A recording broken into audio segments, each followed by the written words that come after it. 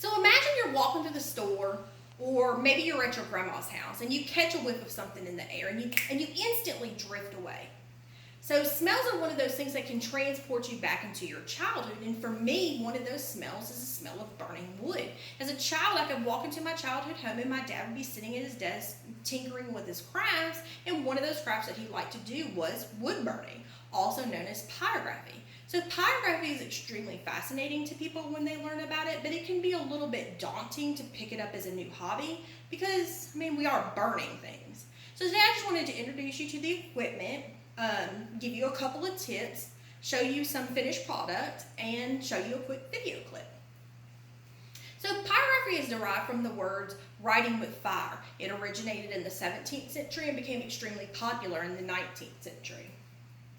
So the basic setup is going to include a machine, 1 or 2 pins depending on your machine, and then you'll have interchangeable nibs. Now these nibs just go right here into the end of the pin. The machine will send a current down the pin, which in turn heats up the nib. This allows the nib to scorch the wood. It goes without saying that if it burns wood, it can burn you also. So if you are a little bit clumsy or a little bit unsure, you can always buy you a heat-resistant glove to use. When it comes to the different styles of wood that you can pick from, the possibilities are really endless. Here you have a basswood plank that you can get pretty much from any craft store. It's very good for burning also. These are just some wooden spoons. Here you have an unfinished lathe bowl. You cannot burn anything that has a varnish on it because it does have a toxic smoke. This here is a piece of leather. Leather is really good about showing texture, but just be warned that it does have a very distinct smell.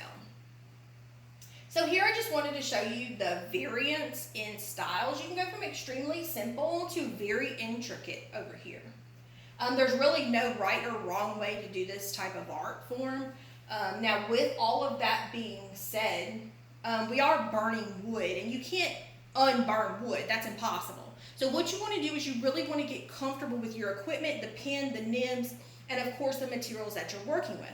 And one of the ways to do that is to practice. So you'll take a nib and you'll set it at a low setting and you'll make a couple of practice marks and you'll just continue to increase it and then just notice the difference in color.